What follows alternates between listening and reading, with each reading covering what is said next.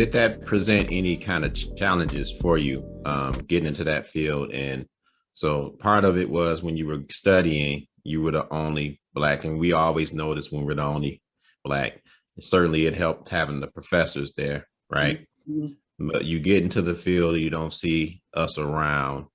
Did that present some kind of challenges for you? Yes, but in ways that being a single mom, so I have to insert this here. I feel like being a single mom and being a professional, I think I feel a little bit of more pressure to be like, okay, I'm educated. And I kind of put that out there a lot for people. And they're like, oh, I'm a single mom.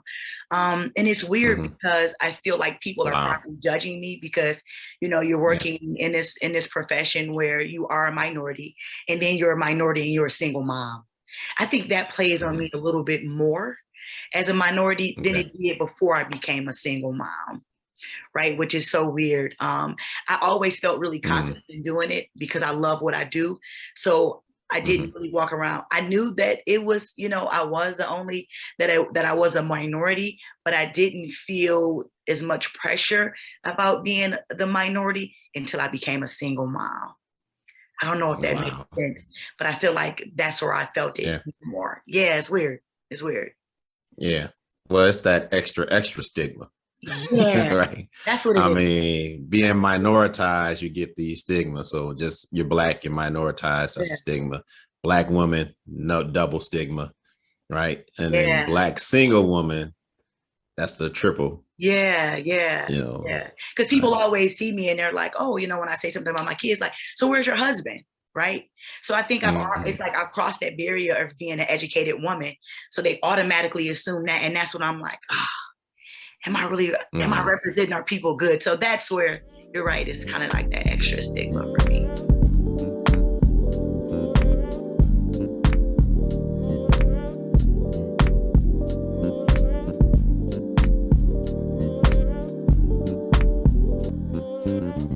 Let's talk about Sisters in Service. What is it? If I tune in, what do I get?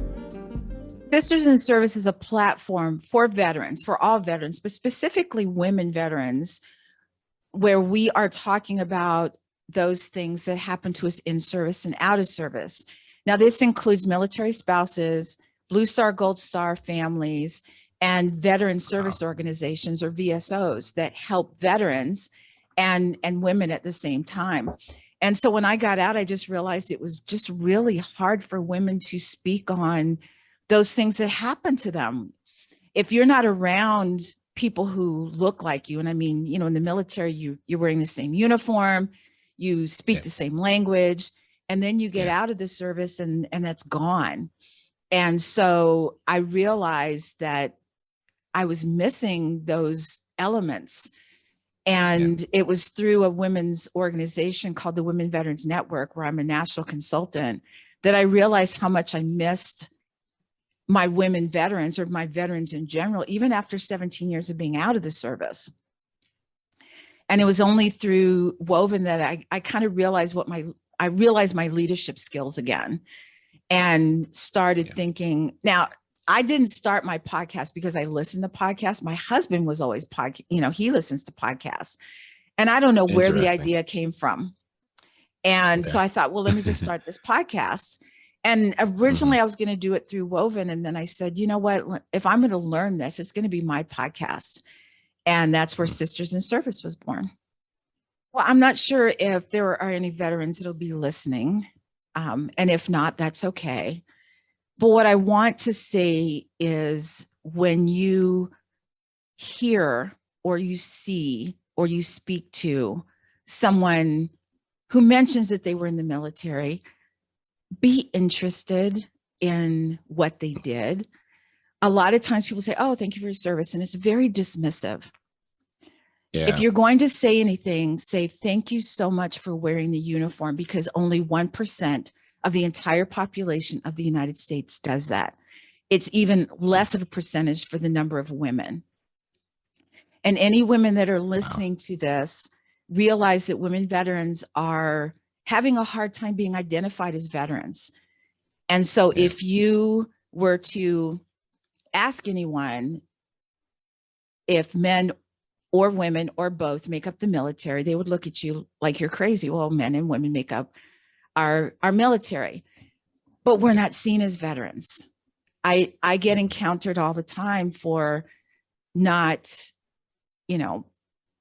being, well, for instance, there's a supermarket here that allows veteran parking. Doesn't say disabled veteran, just says veteran.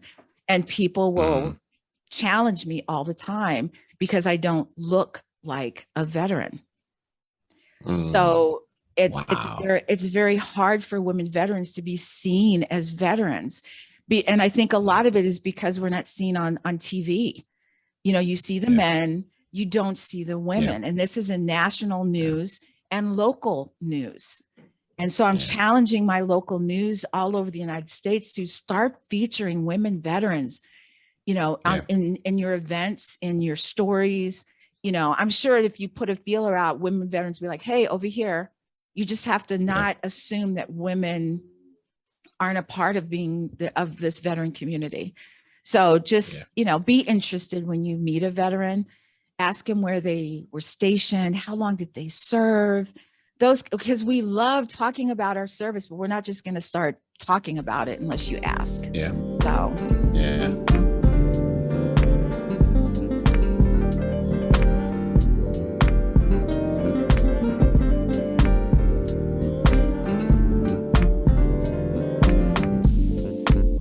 So I want to go back a little bit because you said you were in the process of finding yourself, and we hear that phrase quite a bit. So, but what did that mean for you when you said you found yourself? Yeah, I mean, so I attended Ann Arbor Public Schools as a kid, and my story there is not traditional. I don't have your traditional successful, wealthy Ann Arbor type parents. Not that my parents are not, successful and wonderful people. But my parents lived in Detroit, and they really wanted to give me what they felt Detroit public schools couldn't give me at the time. This was the late 80s, early 90s, when school choice was not a thing. And my mother's stepmother was a nurse at the hospital up here. And so we use that kinship ties that, we do to give me, at that time, what my family considered to be the best education that they could provide. Yeah. And so I later found out, actually, when I got home, I found out that the practice was actually illegal,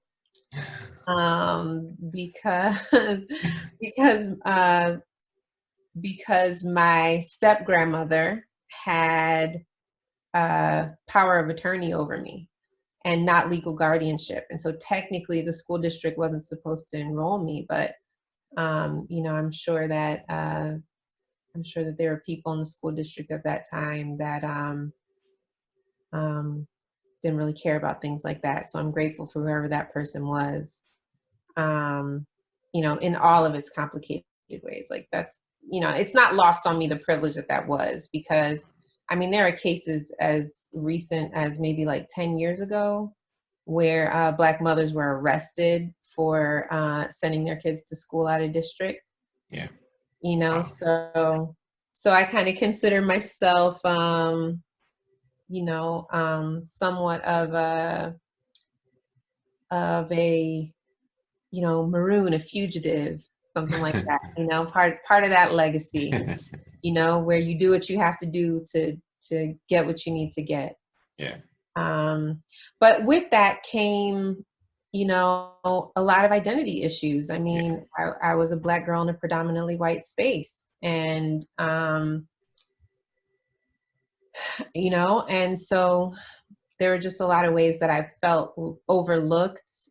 I was actually just talking today about how I remember one time I wrote some fan fiction, and for this like pulp fiction writer named Christopher Pike that I loved in the 7th grade. Okay. And I entered it into a school contest, a writing contest. And the teacher disqualified me and said, oh, well, this is not an original piece of creative writing. This is fan fiction. You didn't come up with these characters on your own, and I just think about like how that really could have killed my love for and passion for writing. Wow. Lots of experiences like that. I didn't learn anything about Black history I didn't even have a Black teacher until the 11th grade. Yeah. And that was a privilege,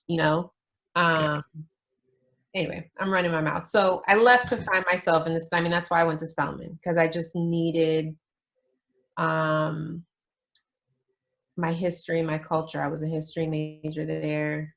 And I was a history major because of that the Black history class that I took in the 11th grade, where, when I learned that there was so much more to our people than slavery. And so that's what I mean by finding myself. There are so many ways that schools rob us of having a secure identity.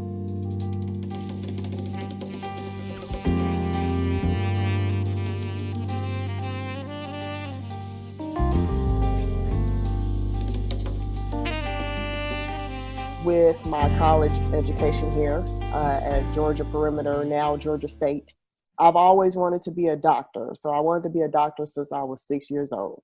Went to school with that in mind. And I ended up finding out that I was pregnant with my oldest biological son now at the age of 21. Mm-hmm. And so I went through college as a single parent, had two sons in college. And as soon as I realized I was pregnant with my oldest son, I decided that residency and being a single parent was not the best option for me, because I wanted to raise my son. I didn't want anyone else to raise him. Yeah. So I decided, what's the next best thing? And that was nurse practitioner. So I went and applied for nursing school at Georgia State, and I got in. And I was doing fairly well up to my junior year in nursing, when I realized I was pregnant with my youngest son, or at the time, youngest son. And I was just devastated. I was like, I have 1 year left, and I couldn't afford regular market value rent. So I was living in the projects of downtown Atlanta. And if any of you are familiar with Atlanta, the Boulevard, North Avenue area is just not the safest to be in. But that's all I could afford. And I just had 1 year left to get out of college. So that's what I wanted to do, was just get done. So I went to school clear up and through my pregnancy, and ended up having to sit out anyway because I had complications. I did not sit out during the pregnancy. And in that time, I ended up switching my major to business administration and concentrating in healthcare management, thinking that I'll go back to nursing school. And that's how my story began, and why I do what I do with my mission today. What is your nonprofit? Well, my nonprofit is called Hope Inc., and that stands for Helping Other People Be Empowered. And we help low-income single parents that are in college with rent and childcare up to $400 a month, as well as financial training and counseling while these parents are in the school. So if they're obtaining an associate's degree, then we'll help them for up to 2 years. If they're obtaining a bachelor's degree, then we'll help them for up to 4 years. And basically just off of my own personal life story. There were not a lot of services for single parents that were in college. They had services for you if you wanted to obtain a diploma or a certificate at a 2-year college. But since I was going to a 4-year college, I was unable to obtain CAPS from the government, which is child care assistance, or other financial means. So I thought that, we need to have something that supports this demographic, a working single parent that is not homeless, but just needs a little bit of help to get to the next level. Wow. So that's almost full circle for you, right? Actually living that experience and then coming up with this concept and making it come to fruition about a nonprofit that's actually helping people that was in the same position you were in. Yes.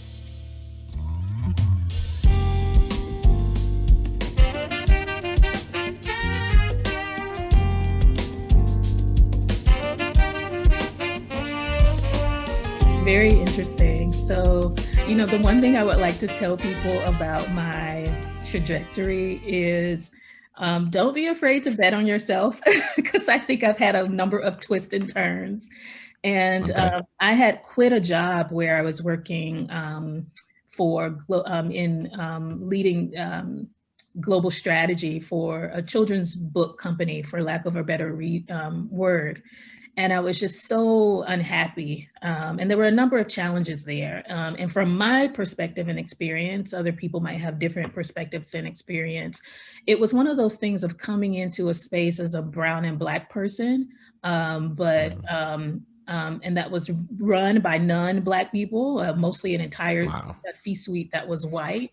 And it was a very kind of peculiar space to be in. And there was a bit of toxicity there, but I quickly got there and kind of hit into my, your spidey senses hit in as a person of color. And you realize that there's so many white liberals who are quote unquote on the front and face of things, aiming to do good work, but have very, very, very toxic and traumatic ways of being. And leading these organizations that are primarily oriented for Black and brown children in this country and also around the world. And so it was a really difficult situation for me because, it's like it's another paradox. It's like, oh, this is the work I really, really want to do, but this is not the environment for me. Okay, I am not here to have these battles consistently with white people. And then knowing too that if it became public, have a very strong sense that they would push the responsibility of that issue onto me as one of the few Black people in the in the organization. Wow. So a really good example of this is that there was one colleague, one VP, we were kind of working out to send some books to Haiti, and wanted to send a number of books with like white princesses to the space. And I was like, this doesn't make any sense. We should go back to the funder and just say, this isn't going to work with us. We may send less books, but at least we send the books that are useful, culturally responsive, relevant in terms of language to the children. And when I tell you, it was one of the most toxic experiences watching that white woman not be able to have a professional conversation about it. And then also just a very kind of disgusting display of like power and what people do in the background so that the organization looks good, but isn't really necessarily helping to support Black and brown children. So I got out of there, and then I started to think about, what do I want to do? And I was like, let me give 9 to 5 a break. And I was like, I don't think I'm meant for 9 to 5. I started consulting, really focused in on the things that were important to me. And honestly, I just submitted a proposal to the bank. I saw the team that I joined, I saw a posting on one of the social enterprise like listservs here in DC. And I was like, this is interesting. And the bank have these terms of references or job postings that are sometimes very cumbersome to work through. And it sat in my inbox for 2 weeks because I was like, I can't do this. I don't know. It sounds interesting, but they're probably never going to hire me. I had all these kind of, conversations in my head. And then one weekend I got up and said, you know what, I'm going to apply to this. I worked through the terms of reference, which was a couple of pages long, and I listed out everything that they were looking for. And I was like, I've done all of these things. I can completely do this. And it was a little gray area. I couldn't quite grasp exactly what the work was. And I put together a little proposal and said, hey, if you hire me for this role, this is how I would, and that initial contract was only for 30 days.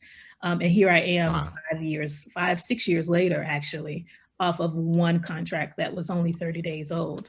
I put together a little plan to say, this is how I would approach this over the next 3 months, because it was 30 days over 3 months in terms of finishing this contract. And I got a call the next day. I interviewed. It actually happened to be focused on books. I had no idea. It happened to be focused on books, and there were some people engaged from like the international books side that I had worked with previously in my previous position. And so that was the entryway. And so in my, uncertainty, I think there was definitely a lot of God in that, kind of guiding me towards it. There's no way I would have known that posting was going to be focused on books, and even I would know the people, which I think helped me get the position, because I already knew some of the people involved on this international side. So I started that project, which was a lot of fun, working with a really great group of people at the bank. And since then, as a consultant, I pretty much have worked on a number of different types of projects within the education unit, mostly books related, literacy related, and now early childhood education.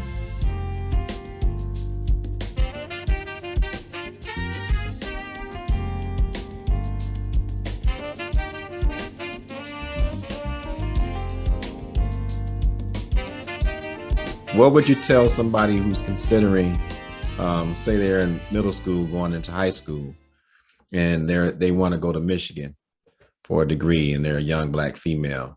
What would be some advice you would give them?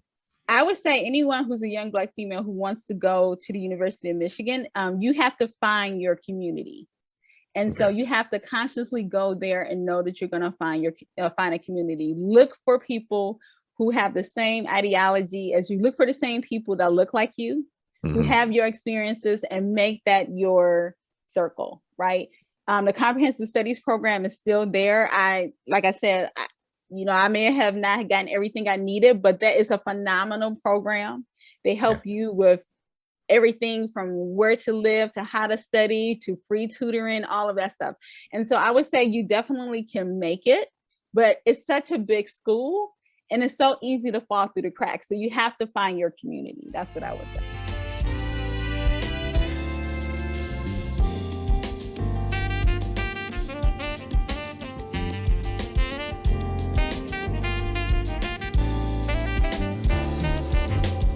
Thank you. All right. That's amazing. I need to get one for myself. I need to start a collection on the walls. As you see, I don't have any decorations really. Well, we will print it out and we will send it out to you at a later date. Again, as a thank you. All right. Any shout outs you want to give out before we close this out? Yeah.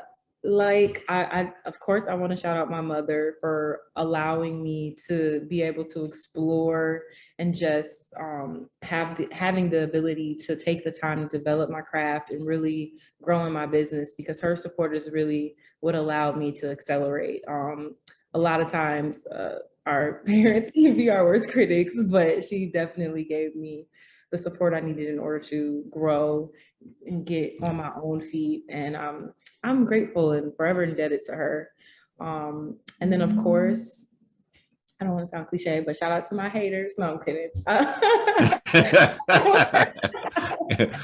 Hey, I got a friend that says your haters are your elevators. It makes me go harder. But no, the people that have been there to support me, my team, my employees, my contract workers, I really wouldn't be able to do the amount of work that we accomplish without their support and their help and consistency. Yeah. So I am truly grateful for my tribe and my village. And yeah.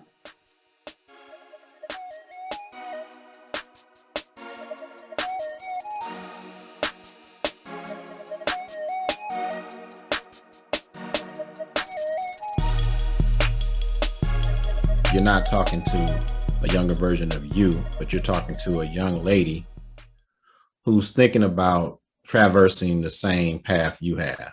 So even to the university, right? What's some advice you would give somebody that's going into the university to teach? Okay, so this is what I'm gonna say. All right.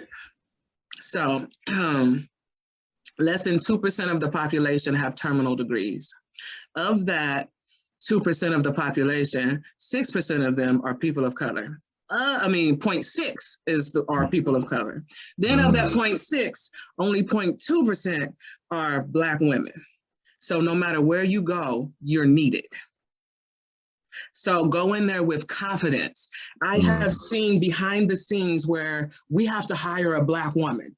We need to hire somebody of color. Where are they at? Where can we post this job where we can get Black people? Our accrediting bodies actually told the directors of the time, like, do you want to keep her? They said, yeah. He said, no, you don't. That is not how you keep her. Do you understand she can go to any university and get a job? Yeah. So understanding that you're what they want. Yeah. Gives you a different level of confidence. Now, the second thing I would say, learn the art of negotiation. Please learn that. Read the book. Okay, listen to the podcast. The most humbling thing, which was really why I kind of really took the deuces, well, another reason, is I was the department chair of the program. So I moved all the way up. There was no other position higher than mine. And we had to hire a clinical supervisor. And that clinical supervisor, we offered her a salary. She said, no, that's not going to be my baseline. Do you know the university paid her more than me? And I was running the program. But we're just told that when they offer you the money, just take it. No, negotiate, know your worth. And that's the point of me saying those numbers, so you know they really want you. So go in there with confidence and you just send that right back and say, no, this is going to be my salary. I saw them get the money they didn't say they had.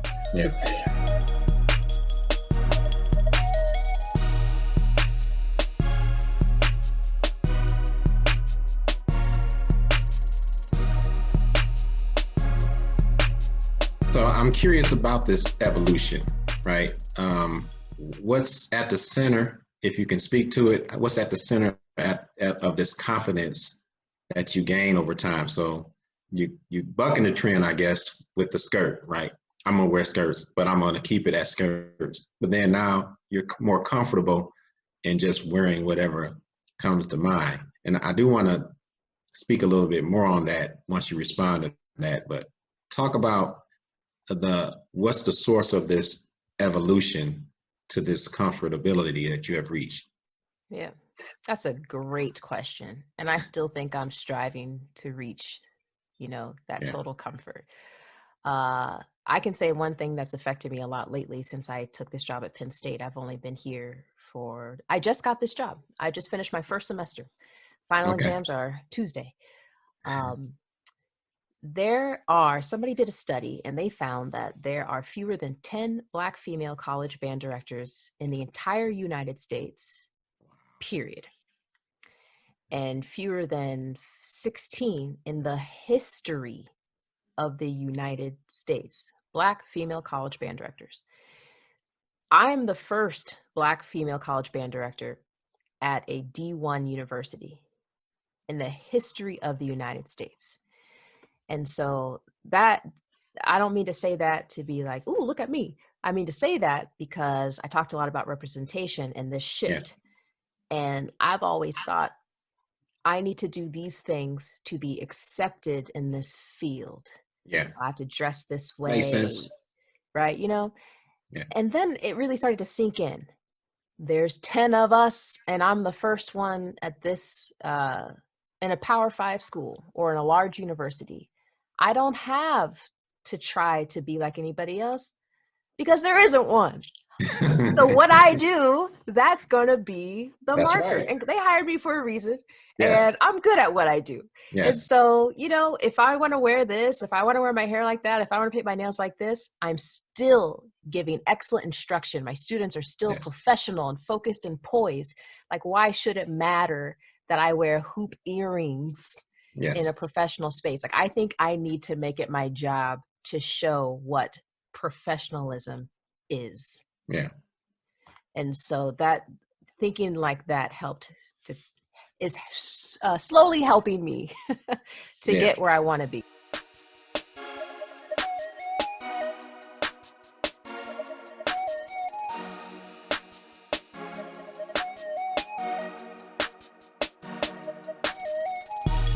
But we're starting to see, again, those kind of transition into leadership positions in this field, and not only in recreation, but other fields, across the world.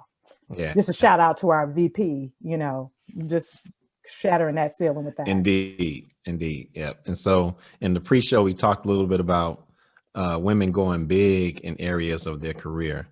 Talk a little bit about that thought process for you. What does that mean for you?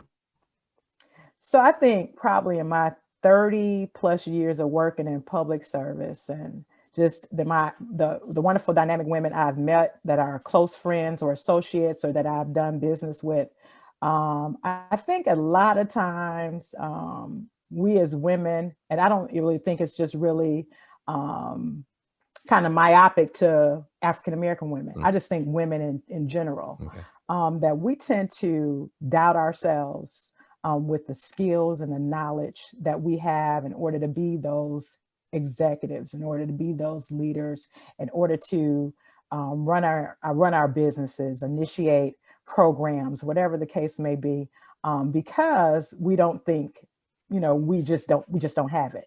And, through just training and experience and just talking to a lot of folks, I just, learned that you got to go for it. You got to go for it. You have the tools, you have everything in you to make it happen. And if you don't, a lot of, we're smart enough to ask the right questions or get the right people around us so we can be successful, not being threatened if somebody has another area of expertise that we don't have, learn from that person. And that person, if they're working for you, are going to make you excel anyway. And I think we tend to put a pause, we tend to start getting a self-doubt. I've done that myself, just thinking of past mistakes or thinking of just being focused in one particular area, having a specialty in one particular area that it can't transfer into a larger picture and I've talked myself out of applying for positions or doing certain things because of it. And I'm just, kind of just boldly professing now that I'm going big, big, that I'm going to stretch outside of thinking I can't. And then big, my church has a theme going on. Going big means believing in God. So I'm going to keep doing that, going big, believing in God. So anything that I want in obedience, it's going to manifest. It's going to happen. And just cut out that self-doubt. And, that's, just double, just kind of just double thinking things. You want to be thoughtful, but not just keep talking yourself out of a situation instead of talk yourself into a situation. If it's good. Now, not no craziness, but if affirming good things. Right.